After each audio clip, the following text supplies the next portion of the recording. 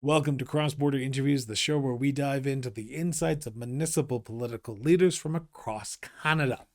Now, our mission on the show is quite simple. It is to shine a light on the dedicated individuals who day in and day out work around the council table to shape the communities that we and they call home.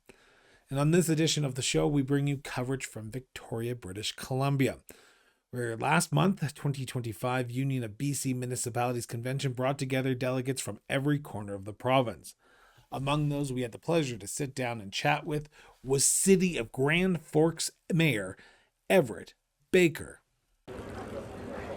In the heart of every thriving community lies a well-crafted strategic plan. But crafting such a plan requires expertise, experience, and a deep understanding of local needs. Enter Strategic Steps, your partner in municipal strategic planning. Strategic Steps' team of experts have years of experience in municipal administration. At Strategic Steps, they just don't develop plans. They co-create homegrown strategies tailored to your unique community. They listen, they collaborate, they empower your community to thrive. Contact Strategic Steps today and take the first step towards a brighter future for your municipality. Call Strategic Steps at 780-416-9255 or visit strategicsteps.ca to get started. Everett, thank you so much for chatting with me today here at UBC at the beautiful in downtown Victoria at the Victoria Convention Center. Yeah. I got to start because you've never been on the show with a simple question. Well, you know, the interesting part is that we've tried to have this we've tried this interview for the last year or a couple of years anyway. I was going to say about a year and a half now. Yeah, and finally we get in the same place at the same time. Victoria is for friends, I guess. It is. It's a beautiful city. I love it. So where's your sense of duty to serve come from, Everett? I think it comes from the fact that I've always been, volunteerism has always been very much part of who I am and what I am, and if I have an opportunity to make things better, then that I feel driven that way. I've been like this since I've been interested in politics since I was like 13 years old. I was living in Hansport, Nova Scotia, and the FLQ crisis went on, and my grandma and I would sit up and watch Lloyd Robertson or Harvey Kirk at midnight, following what was going on in the realm of the federal end politics, and so as I grew up and got older, I just stayed on that course, and now I'm here. I am, and I'm a mayor of a great city. We're doing lots of good things. I've got great people, and so yeah. So it brings up a question. Growing up watching the FLQ crisis, why municipal? Because it seems like you would have gone federally or provincially. Well, I think there's some stepping stones, I think, in politics. And full disclosure, before I ran for mayor, I worked for MLA Linda Larson here in the province until she retired. And that has done me well because I have an understanding of provincial politics. I don't know where that's going to end up going at some point in my career, but certainly I think you need to go the steps. And I served as a councillor, now I'm mayor, and I'm happy where I am. I like what I do. I love my city. So maybe at some point that's going to further out, but right now I'm very content at where I'm at. So you and I were just chatting off the record about the decision making, and sometimes you have to upset some people. How do you do that in a small town? And I say small town because we are in a big city right now, but in a community like Grand Forks, how do you make those tough decisions knowing that people are just going to be upset with you?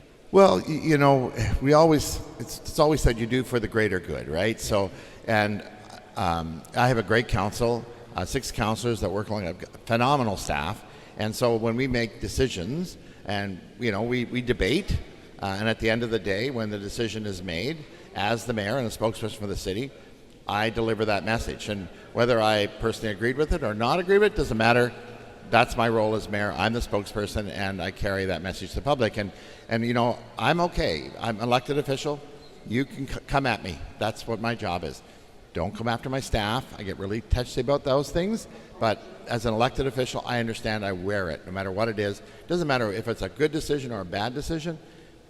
Buck stops at my desk. So. How often do you find yourself protecting your staff? Because it's a common theme that I'm hearing, not just from you today, but from across BC and across Canada, that administration is a tough job, even tougher sometimes than even the political aspect. So how often do you find yourself being that, okay, if you want to fight me, because I'm the one who made the decision, not them?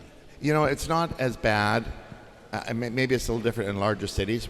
We've been very fortunate, that doesn't come up, but we went through flood mitigation. Yeah. And, some people think it's a great idea, some don't want it to go here, want it to go there. So there was decisions that I look, I know science is science, but, I have engineers that work, and, I have a provincial government and federal government that, far brighter than I am when it comes to these things. And, I know there are people out there that just don't like it or whatever. And unfortunately, as I said, we have to make decisions for the greater good. And, But at the same time, making the decision is great, but as an elected official, you have to still talk to the other side, even the ones who disagree with absolutely. you. Right? I mean, I truly believe in collaboration when it comes to, I meet with these individuals. They come into my office or I go to them, and, they make their case or they attempt to try to tell me this is where it should be. Again, we go back to the council table. That's why I have councillors. We debate it. We talk it out. At the end of the day, resolution is done, and we have to move forward. And I have Grand Forks. We have a population of about 4,000 in the municipality and 4,000 in the regional areas. And so if I got 2 or 3 that aren't very happy with me, that's a small percentage based on the overall of the community. So I want to turn to the advocacy work that you're doing here Yeah. and the challenges that Grand Forks faces right now.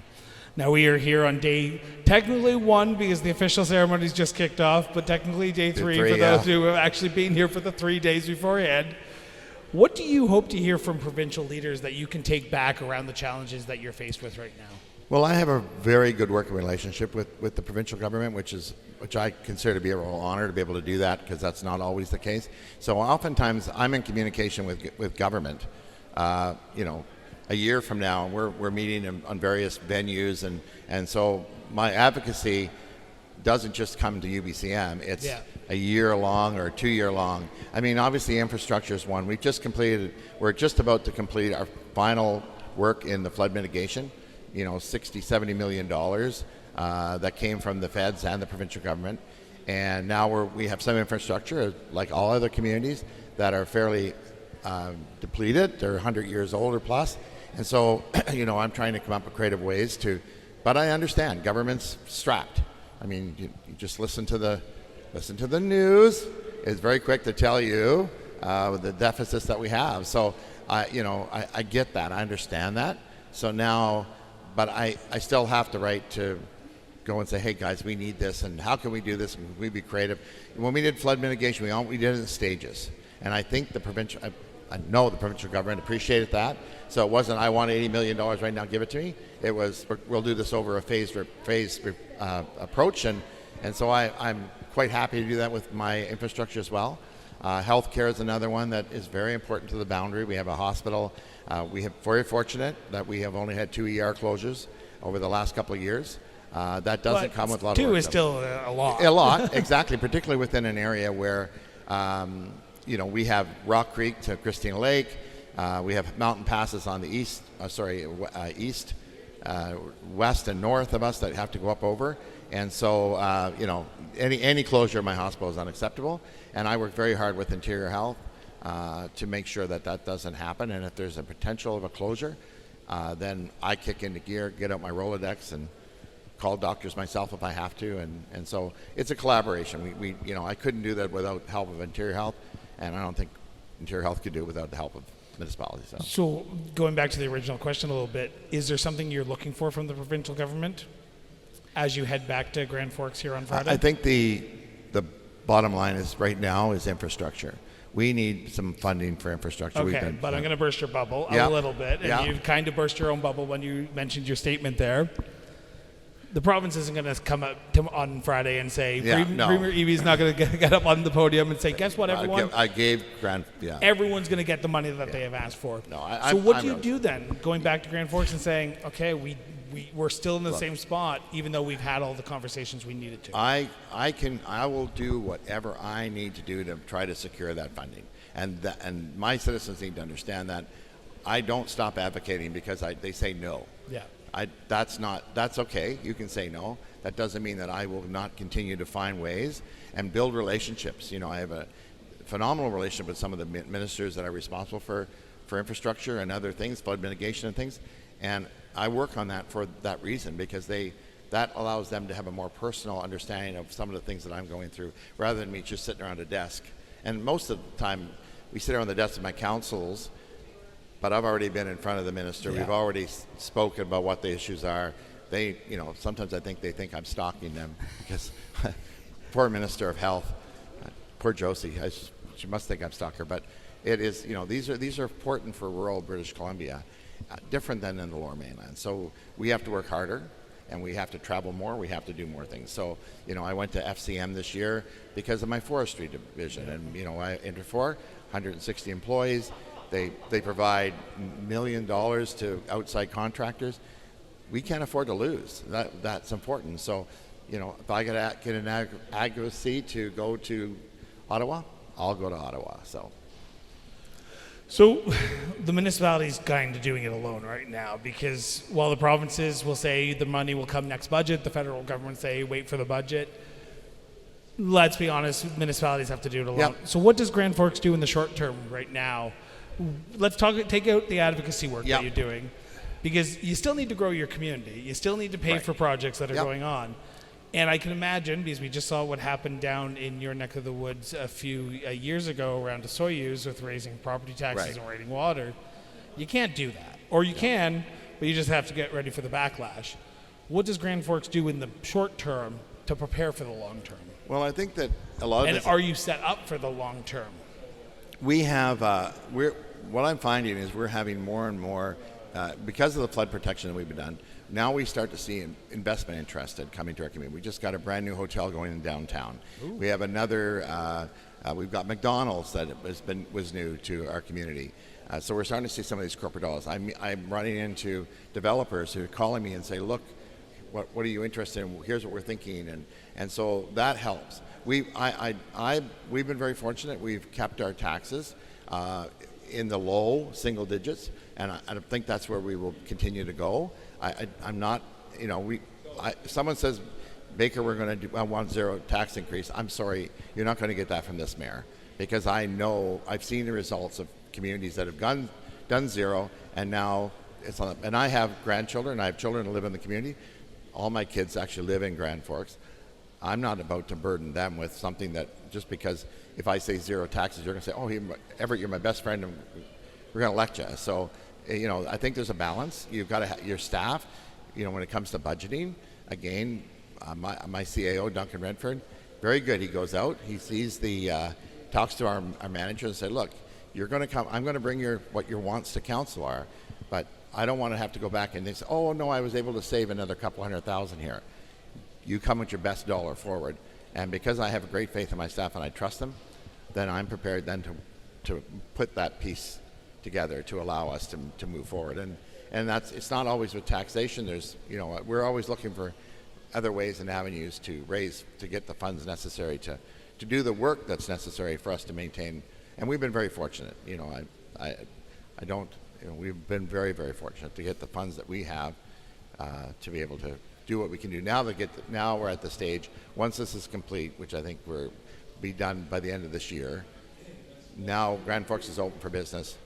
Let's start talking, and it's already starting to happen. So I'm excited, and I think we're seeing a lot more young families remain in our community.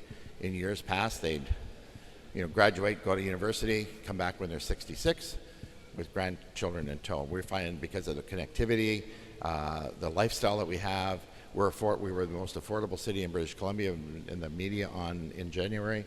We remain affordable. We have a 4-day school week, so Friday we don't know school on Friday. So basically, come Friday, they can lock their doors and go out and enjoy all the wonderful wilderness things that we have in our community. So, my final set of questions is, we talk about the challenges that each community has, and you talk about infrastructure, which is very not unique. Yeah, in healthcare, very much so. very not unique. What's the accomplishment that you look at and you say, you know what, we have these challenges going on, but this is what we do right. This is what Grand Forks does right. What is that for you? I ask people when they move to my city, what brings you here? You know what people say? People say, I met somebody. I met this person. Our citizens are my best advocates. They're my champions that get out and champion our community. And so I champion them. And we had some accomplishments. We're now completed our flood mitigation. We're pretty close to finishing flood mitigation. So when the 2023 freshet happened, which wasn't as high as 2018, but still, I looked out my window and it was business as usual. There wasn't the stress. We didn't see all that worry that I saw. People were banking at the library. That says that that's working. We have a hospital that's functional. We have services that they can go to.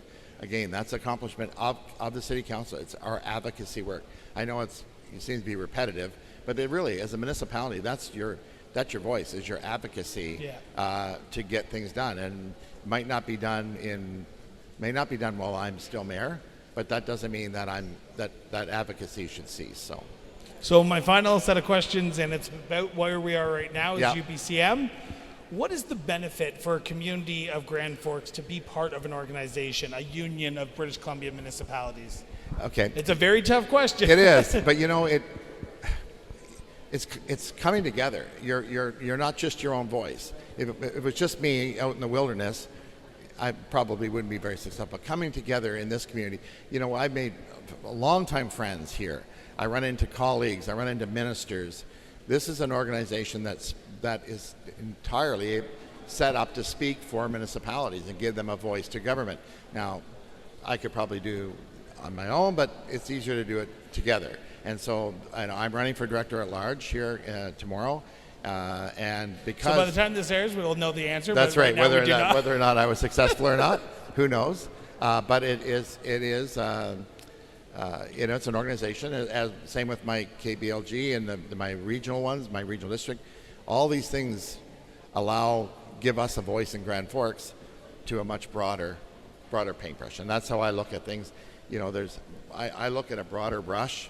When I need to look at the minute, I do, but then I also have to look at a broad brush, and this UBCM gives me that opportunity to do this.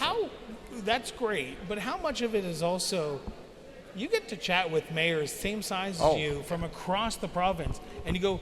And the best thing I've ever heard about municipalities, and I've said this a few times on the show, so people will know where I'm going. Municipalities are great at I don't want to say stealing, but just borrowing from other municipalities and taking the best issues and saying, okay, if you're doing it right there, we're going to bring it to our community. How important is that for you to say, maybe this community that is 100, 200, 300, 500 kilometers away from me is doing something right. Maybe we should look at what they're doing. Absolutely, and you'll find out that I do that. You'll find me usually I'm at the bottom or top of an escalator. When I'm sitting at the lunch, he has been this entire week. That's right. Or I'm sitting at the door when it comes in, because that's my job. My job is to seek out information, and we shared at our small community forum our success, Grand Forks Good News Story, whether around flood mitigation. That's important. I think, and the province recognizes that we really set the bar for flood mitigation. So I'm more than happy to share. And it's not, I didn't write the book on this, but and again, and same if I hear something from another community, say, we thought about doing this.